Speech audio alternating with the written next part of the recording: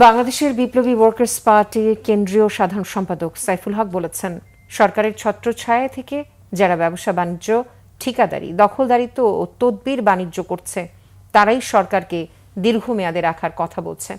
গণ অভ্যুত্থানের বর্ষপূর্তি উপলক্ষে বিকেলে নারায়ণগঞ্জ শহীদ স্মরণ সমাবেশে তিনি কথা বলেন।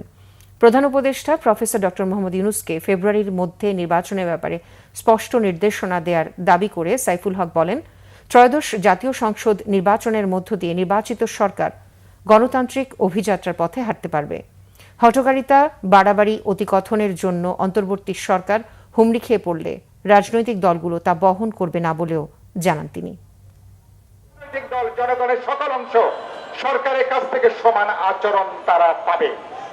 এখন আপনারা যদি বিশেষ কোনো দিকে ঝুঁকে যান, যদি আপনাদের নিরপেক্ষতা যদি প্রশ্নবিদ্ধ হতে থাকে, আপনারা যদি কোনো বিশেষ দলকে যদি মদত জুগিয়ে যেতে থাকেন, তাহলে আপনাদের অধীনে তো কোনো জাতীয় নির্বাচন করা যাবে না।